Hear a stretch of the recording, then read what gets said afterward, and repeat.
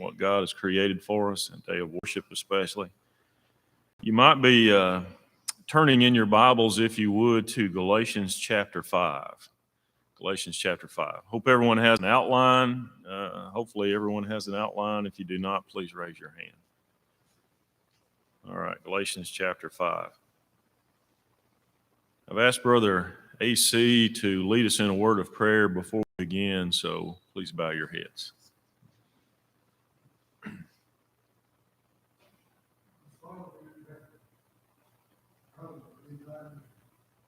We're so thankful for the privilege of being here today.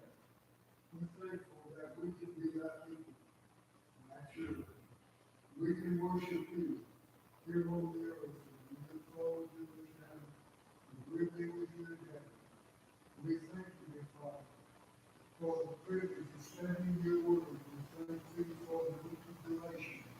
In all of that, the wonderful message that it contains, for the wonderful job that the Holy Spirit has done in revealing these things to inspire people. We're so thankful that we have these things available to us, and we can study them. We're thankful for Brother Mark Stevens and for his ability, his knowledge, his ability to bring to us these things in a very meaningful way. We're thankful for all the great blessings that God bestowed upon us. We pray that you will forgive us of our sins, that our worship will be fully accepted in thy sight. In Jesus' name we pray. Amen. Amen. You know, in chapter 5 in Paul's letter to the Galatian brethren, the Galatian churches, I should say,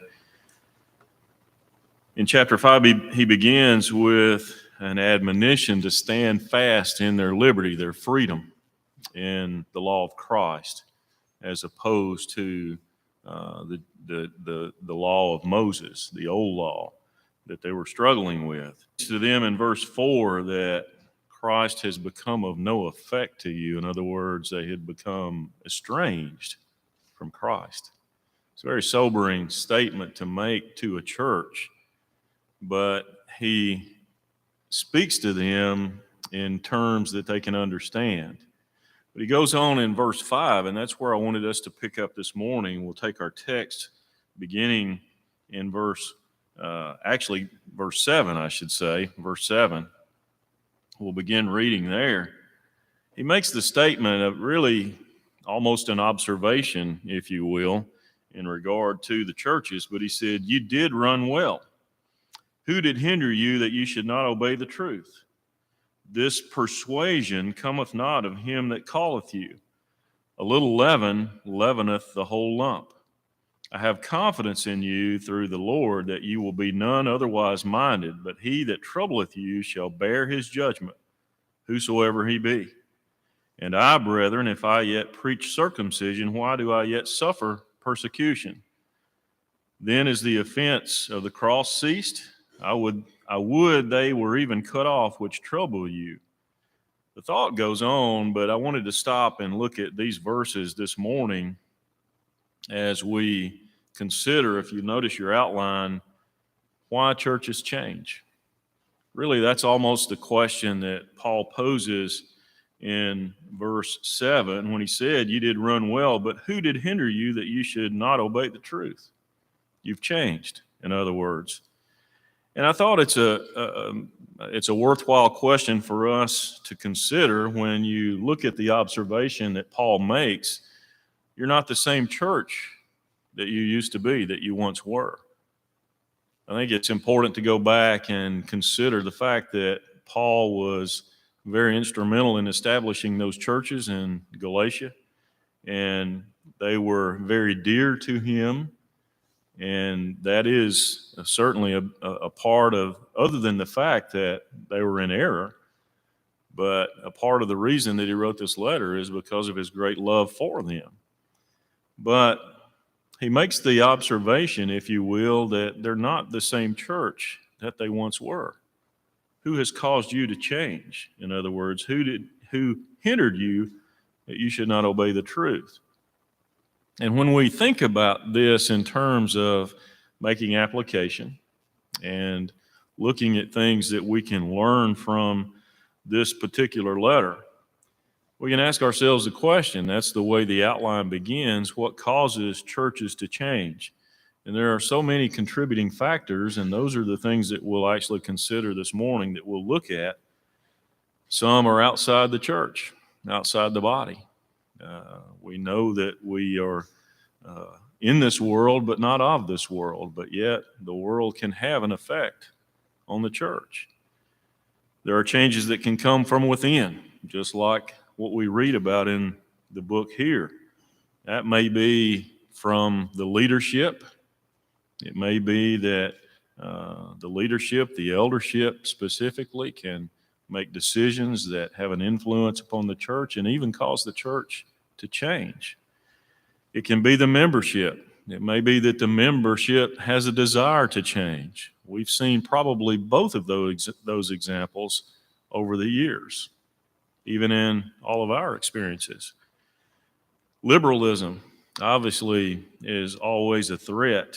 One of the things that comes to mind when we consider liberalism, at least in my mind, is really when you boil liberalism down to what it actually is, it's a desire to restructure the church, isn't it? That's what it amounts to.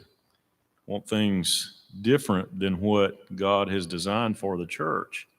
Think about the example of the church at Thyatira in Revelation 2, verses 18 through 20. Do you recall the influence, the outside influence, or the influence, I should say, that caused them to sin? Jezebel is specifically mentioned, but caused them to commit fornication, caused them to commit sin, but they were influenced.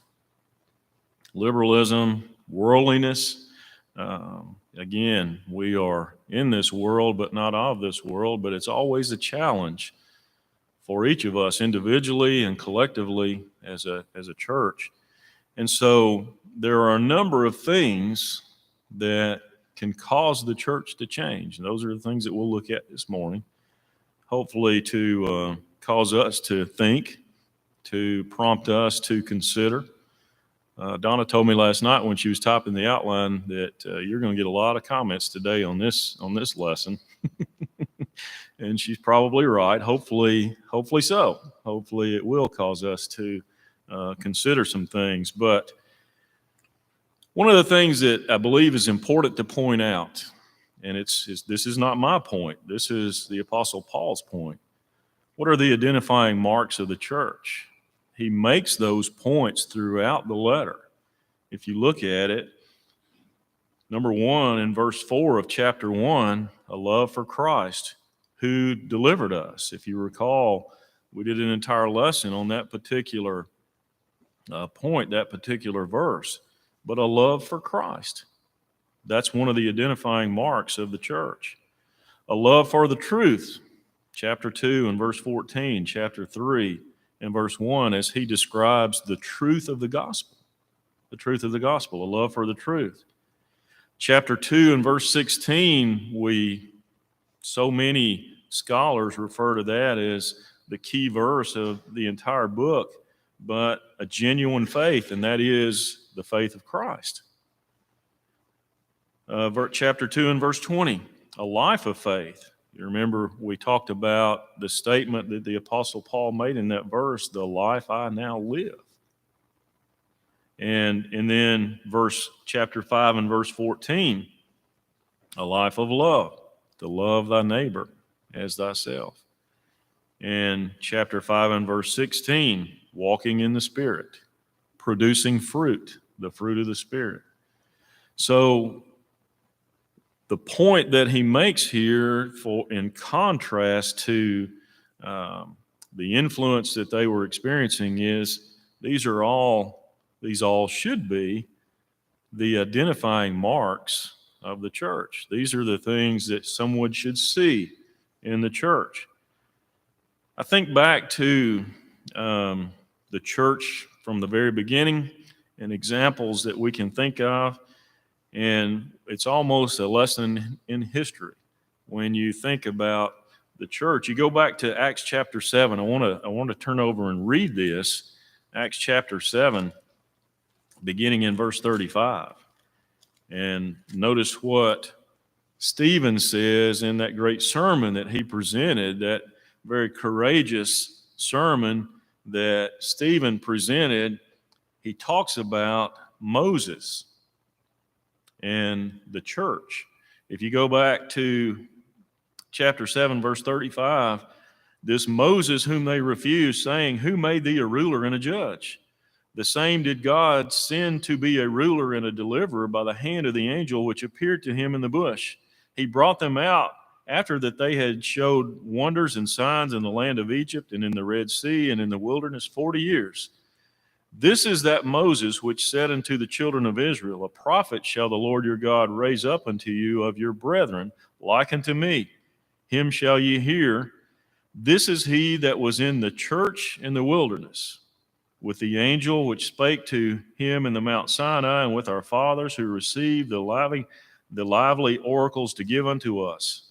It goes on with that thought, but he refers to the children of Israel as the church in the wilderness. But what did he say? You go back, go read down a little bit further in verse 51 and 52. "You're stiff-necked and uncircumcised in heart and ears. You do always resist the Holy Ghost, as your fathers did, so do ye. Which of the prophets have not your fathers persecuted, and they have slain them which showed before the coming of the just one, of whom ye have been now the betrayers and murderers?" What does he say? What's the indictment of the children of Israel, the old church as he describes? They would not obey. They were a stiff-necked people, a stubborn people, in other words. They resisted God. That is the indictment, if you will, of the old church as Stephen describes. Turn over to Deuteronomy chapter 6. You look at the reasons, if you will, that the church changed. When Moses spoke to the children of Israel as they were about to enter the promised land for the second time on the threshold, if you will, of entering the land of Canaan. And he spoke to them and gave them a number of charges, we should say, commandments he's referred to in verse 6, or in chapter 6, I should say. But pick up in verse 9 and notice the charge that he gives specifically to the family, to parents. "Hear, O Israel, the Lord our God is our one Lord, and thou shalt love the Lord thy God with all thy heart, with all thy soul, and with all thy mind.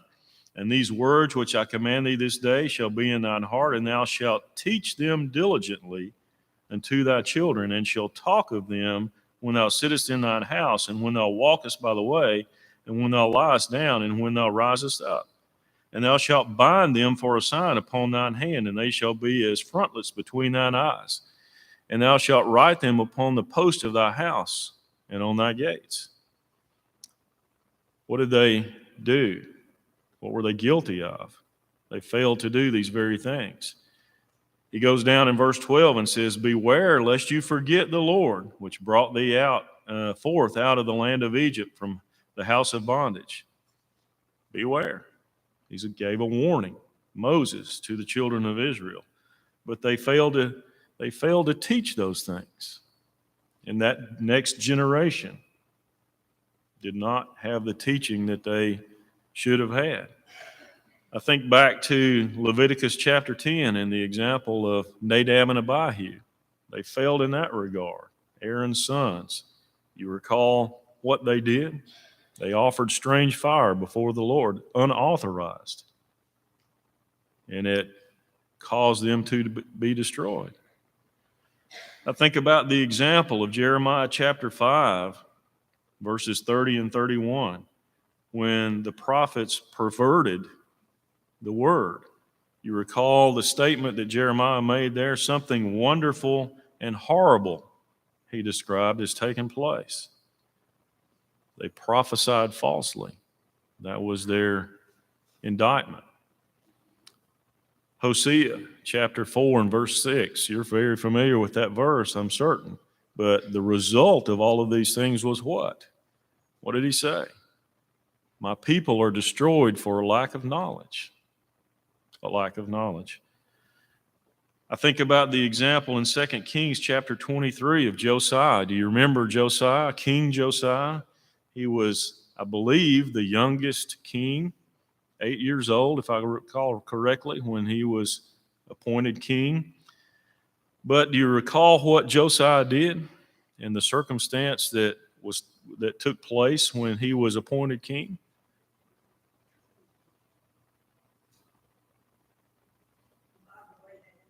Yeah, the description is that he made a covenant with the Lord. He went to God and said, I want to make a covenant, if I can paraphrase, with you for the people.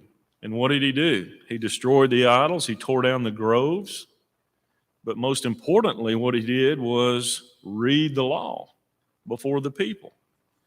He knew that was such an important point, and he knew that they had lost touch with their heritage. They had lost touch with the law. So he was counted as a good king. But a lesson from history in regard to the old church, as Stephen described, what took place. Move forward to the example that we're considering in the book of Galatians, in the letter, Paul's letter to the Galatian brethren.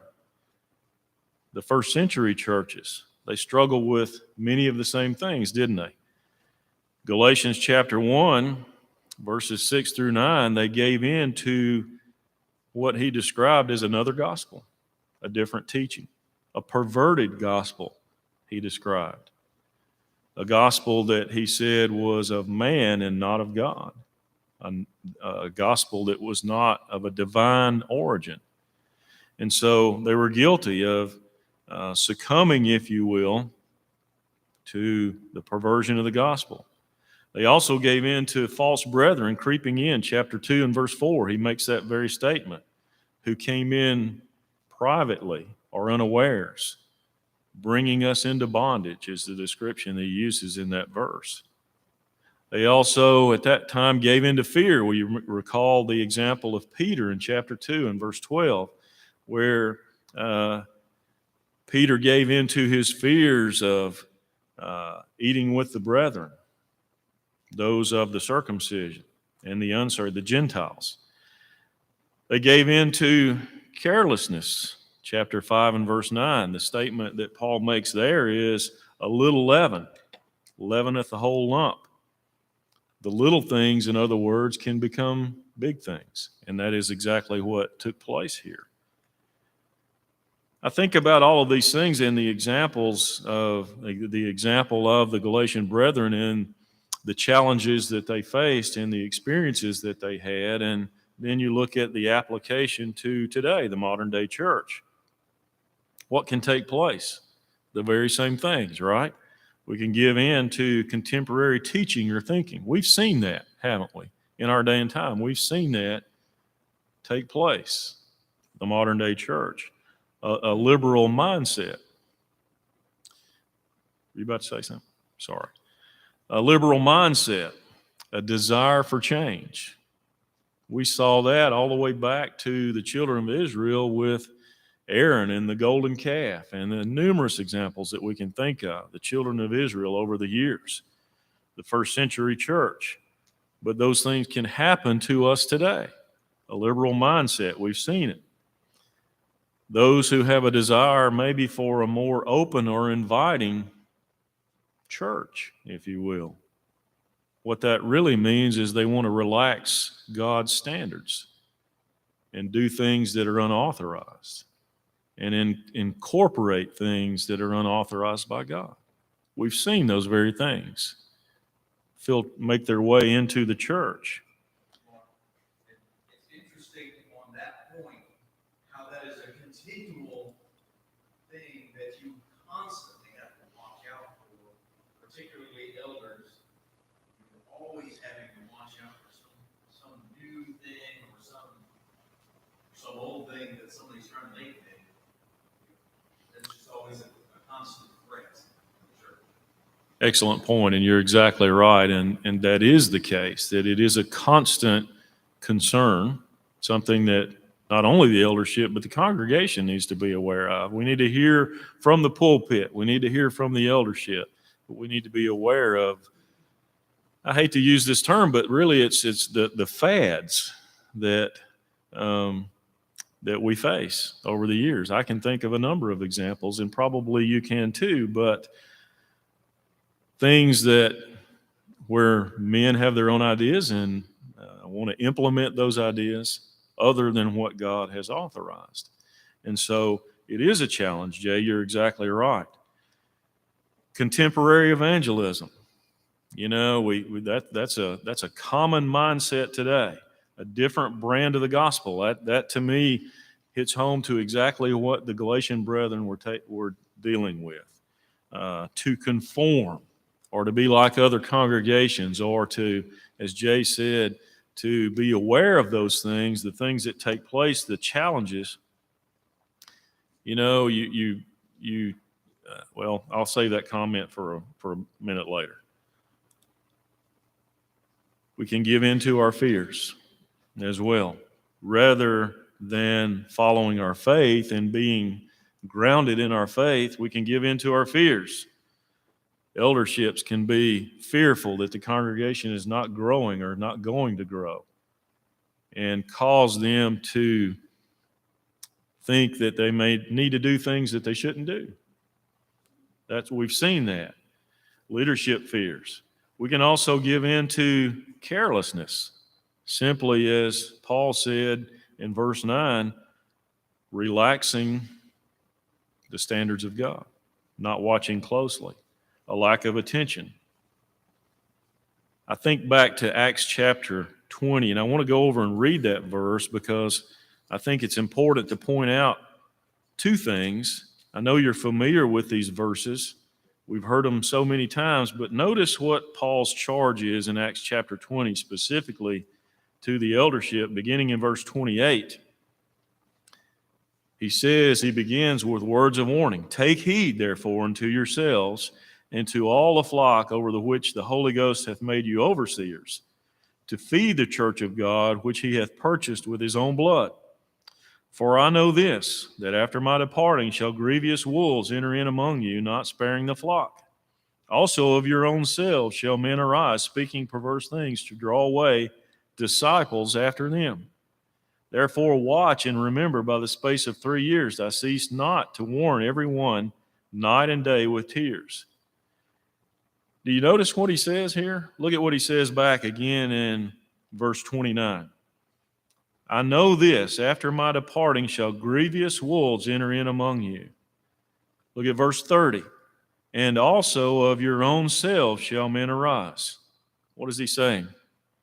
It's going to come from without and from within. That's where the concern should be, from both. And we see that very example numerous times. We can give in as an eldership, as a leadership, as a congregation, a lack of paying attention, be guilty of carelessness. And so, I know you got lots of cover here, but I do have this comment. Talking about the fear factor. It can go both ways. And eldership can fear progress, making an attempt to grow, making an attempt at something new, or they can fear opposing wrong. Now, they can be afraid to oppose an individual or a group of individuals who are obviously promoting wrong, because they're afraid they'll leave. right. So the fear factor goes a long way, and we don't even probably realize it. Excellent point. And the result of that can be not doing anything. Exactly. We don't do anything. And that's an excellent point. By the way, make your comments. If you have a comment, please do so. We kind of get going and fail to acknowledge you. So if you have a comment, please do so. So we've kind of laid, hopefully, the groundwork here to make the points that we want to make in regard to this. to consider things that can cause a church to change. And hopefully this lesson at least helps us to be aware of these things, to remind us. I shouldn't say be aware because I think I know that you are, but to remind us in regard to the things that can cause a church to change. So often it appears to me at least that change can take place maybe without us even realizing. You know, we can have a change of thinking, whether that be the eldership or the congregation, maybe not even realize what's taking place. And so we need to be guarded, and we need to be aware of the things that can affect change in the church. And so it's important, I think, for us to consider these things. The things that can cause change in the church. Pressure from the world can cause change in the church, can it? I think about that particular point and the warning that the Apostle Paul made in Romans 12 and verse 2. Do you recall the statement that he made? Be not conformed to this world, but be transformed. We have to think differently, in other words, than the world does. That is such an important admonition that he gives us, not only as individuals, but as a church. 1 John 2, 15 and 16. Again, you're familiar with those verses, but love not the world. But the world has the ability to change. In your outline, I cited the example of COVID as an example that we can relate to. Personally, I believe that COVID had an effect on the church. If you turn around and look at the auditorium today, I believe that it's had an effect on our attendance. I believe it's had an effect on our attitude. I believe that it's had an effect not only at the church here, but the church nationwide. A lasting effect. If you talk to elderships throughout the town, if you talk to elderships in other parts of the country, COVID has had a negative effect. I'm not trying to downplay COVID. I'm just saying that I believe that it has had a negative effect on the church. You've heard it from our pulpit. You've heard Bill make the point about our worship assembly. That's the effect that COVID has had most recently that we can relate to.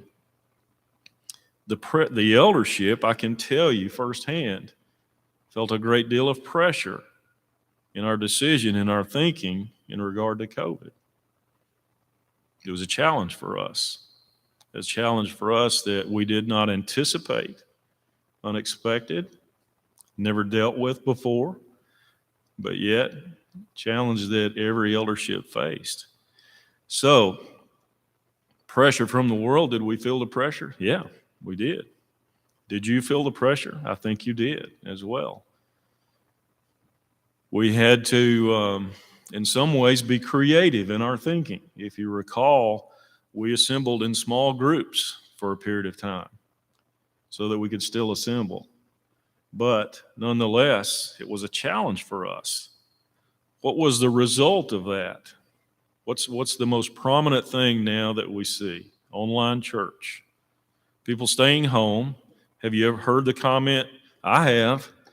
I don't think I'll ever go back to worship service again. I'm going to worship online.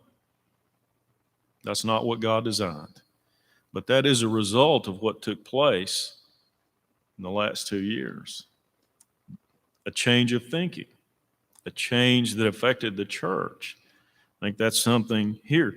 Now, does that mean that I said that it was unprecedented? Yes, but we've always seen conflict, right, over the years. We can look at the history of the church. We've already done that.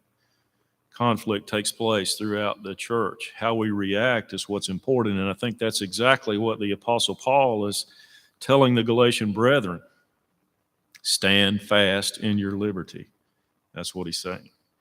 And so it's an important consideration. It's the same struggle, Christ and Satan, but pressure from the world can change the church. It's something that we need to be aware of. It's the reality of the church. Stephen?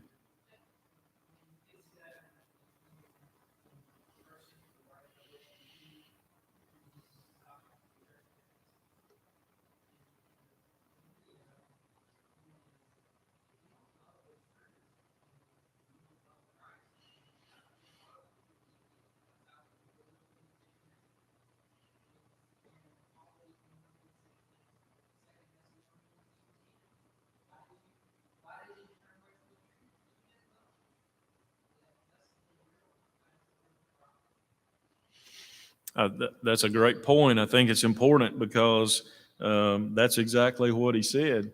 If you look at chapter 5 and verse 14, all the law is fulfilled in one word, even this, thou shalt love thy neighbor as thyself. He goes on to support that point in chapter 6, and that's how we're going to conclude the class, the last 3 lessons of this quarter, talking about chapter 6 and those points. But excellent point.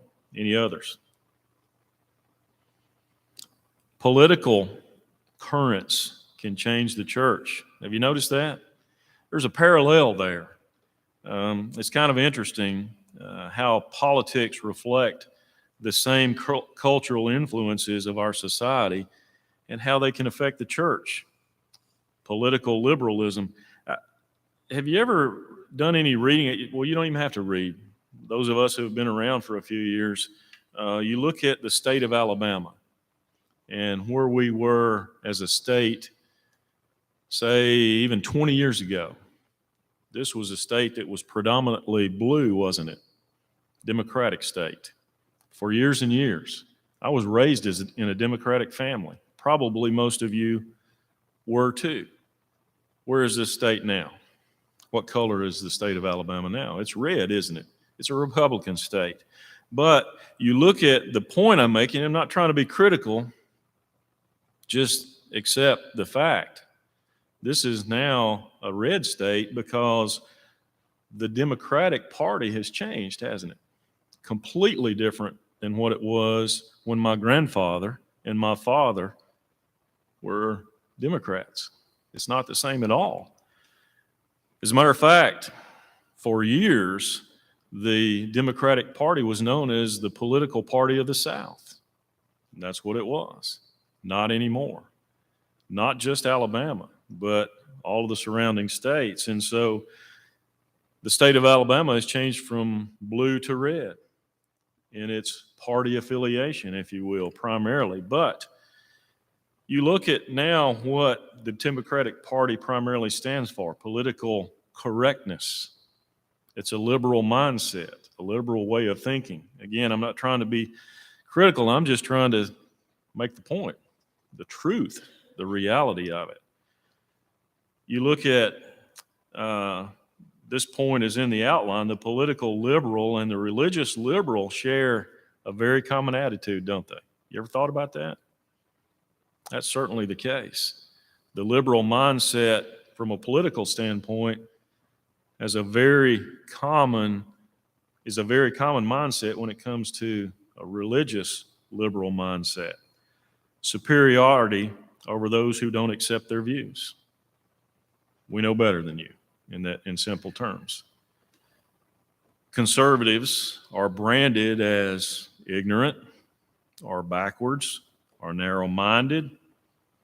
That's where the liberal mindset comes from, both politically, but also in the church. We're not progressive. We're backwards. That's a liberal mindset way of thinking. You look at it in the parallel as well with the religious viewpoints. What about equal rights for women? And then the women's role in the church.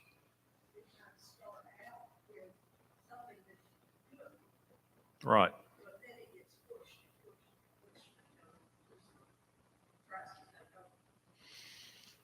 We have a tendency to do that, don't we? We can take something good and just absolutely destroy it by carrying it way too far. And that certainly does happen in so many things. That's a good observation.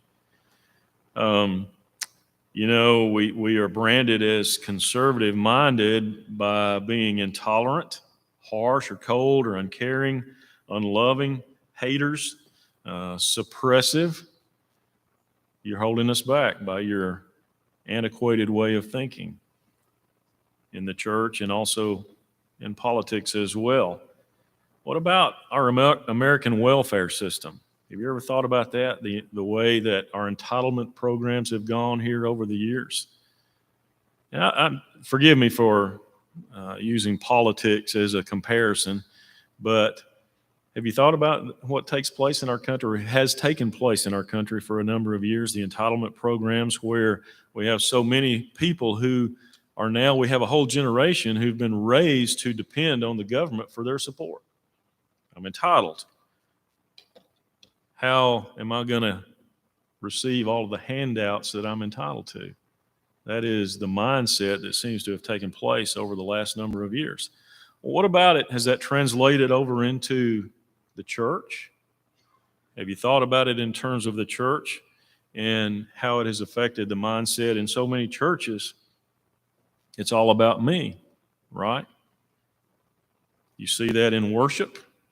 You ever heard someone say, I didn't get out of the worship what I should have, and so I'm going to go somewhere else?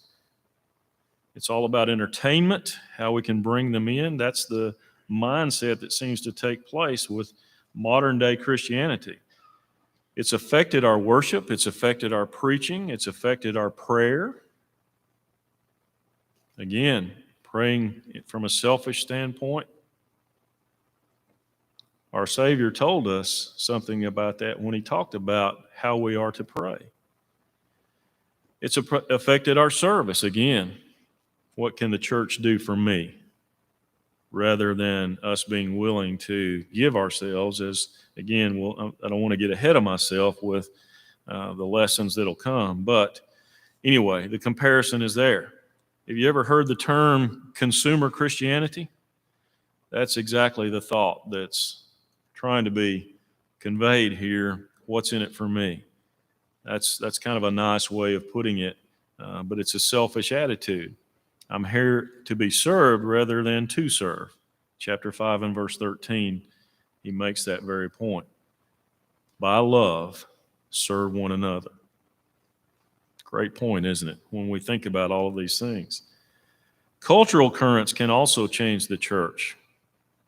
Material prosperity. We're probably the most prosperous nation in the world and that has ever been at any point in time in history today.